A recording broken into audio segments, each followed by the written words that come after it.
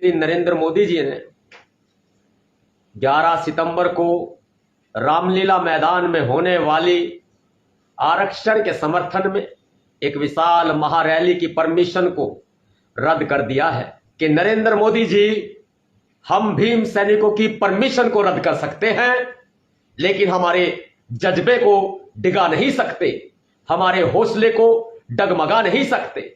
हम बाबा साहब अंबेडकर जी के बच्चे हैं, हम इस समाज को कतई अनाथ नहीं होने देंगे। वह आंदोलन अब अपना बहुत ही विशाल रूप लेगा। 11 करोड़ रुपए और 1.5 करोड़ रुपए में खरीदने का कार्य किया। हम इस कार्य की कड़े शब्दों में भर्त्सना करते हैं।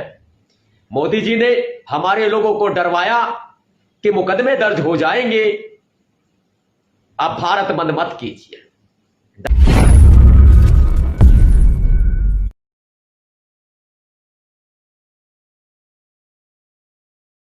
संपूर्ण भारत के, संपूर्ण बहुजन समाज के मेरे साथियों, मेरे दोस्तों, मेरे भाइयों, मेरे पिता तुल्य बुजुर्गों, मेरी माताओं, मेरी बहनों, यह बहुत ही दुख का विषय है कि देश के प्रधानमंत्री श्री नरेंद्र मोदी जी ने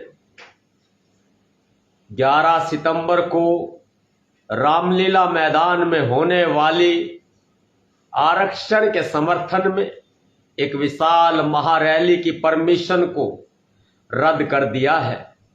यह बहुत ही बड़ा दुख का विषय है कि नरेंद्र मोदी की सरकार आज जिस तरह से SC ST समुदाय के लोगों के हक और अधिकारों के ऊपर डाका डालने का कार्य कर रही है, वह बहुत ही निंदनीय और चिंता योग्य है।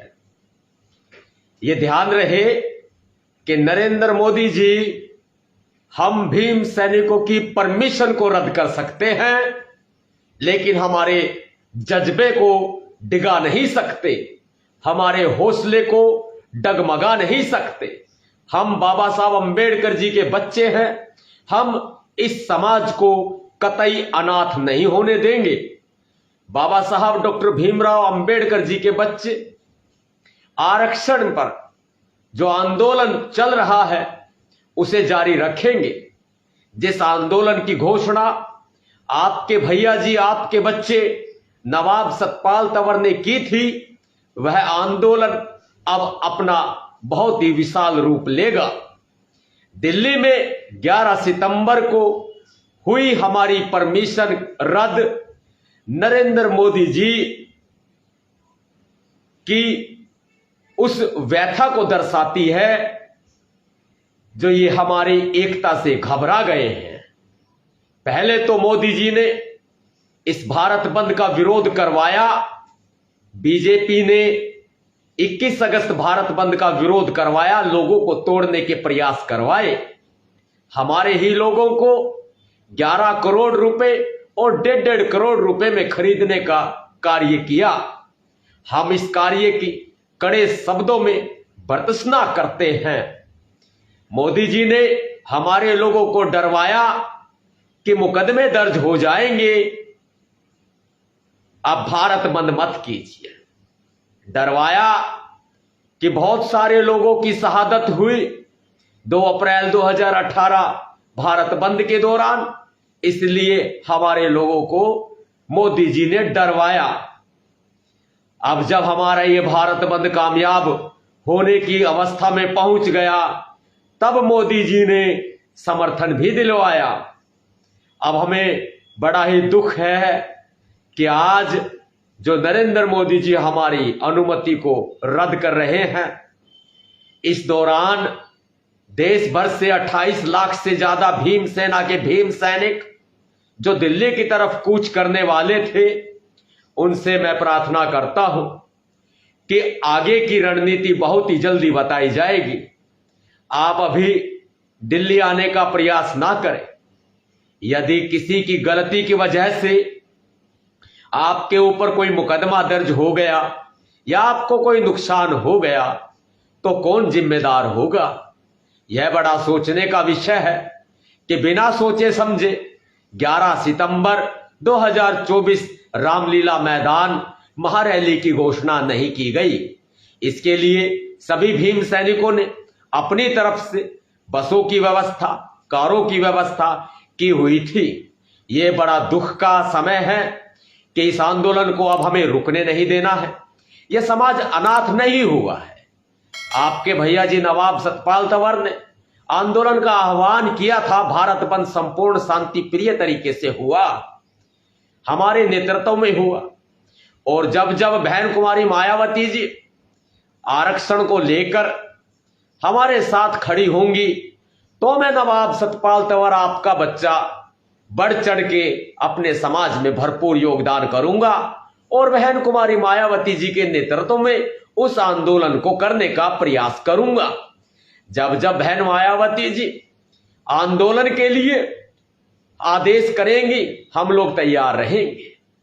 अब पहले की भांति आज भी और भविष्य के लिए भी आपका ये बच्चा, आपका ये भैया आंदोलन का नेतृत्व वैसे ही करेगा जैसे कि कर रहा था।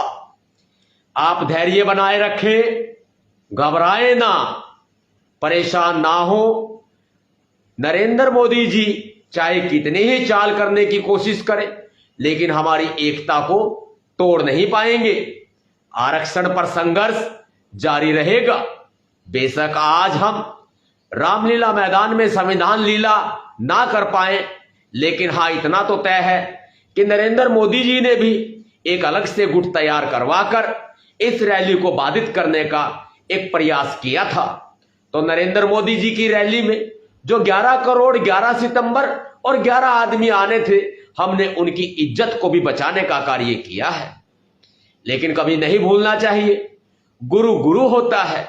जब गुरु कोई काम करे तो शिष्य को 2 कदम पीछे कर लेने चाहिए, क्योंकि 2 कदम 4 कदम पीछे करने वाला व्यक्ति हमेशा शेर की तरह लंबी छलांग लगाता है। इस बात का विशेष ध्यान रखना होगा आगे भविष्य के लिए भी। बाकी संपूर्ण समाज धैर्य बनाए रखे। भीम सेना के कश्मीर से लेकर कन्याकुमारी तक 28 लाख से ज्यादा भीम सैनिक कृपया 11 सितंबर को दिल्ली आने का प्रयास ना करें। बिना सोचे समझे यदि आपने ये फैसला कर लिया तो बड़ा नुकसान हो सकता है। आखिर कौन जिम्मेदारी लेगा? अबे मान्यवर साहब काशीराम जी ने, बाबा साहब अंबेडकर जी ने हमारे कंधों पर जो जिम्मेदारियां दी हैं और ये संविधान का पालन करते हुए ही हमें आगे बढ़ना है। दिल्ली पुलिस ने इस परमिशन को रद्द करके इस संविधान को कुचलने का कार्य किया है। लेकिन दिल्ली पुलिस का भी बहुत बहुत धन्यवाद है। वो इसलिए क्योंकि वो भी हम आप जैसे लोग ही हैं। मोदी जी उनको चला रहे हैं, उनकी डोर को खींच रहे हैं। हाँ, आपसे किसी मनमुटाव में नहीं आना। मैं उन यूट्यूबर्स से भी आह्वान करता हूं जो कि लगातार बिका हुआ समाचार चलाने के लिए प्रयासरत हैं। वे यूट्यूबर कृपया बिका हुआ समाचार ना चलाएं। मैं गोदी मीडिया, यूट्यूबर से भी ज्यादा खतरनाक मैं गोदी मीडिया से भी हाथ जोड़कर प्रार्थना करता हूं कि आप झूठ ना दिखाएं, समाज का सच्चा संघर्ष दिखाएं।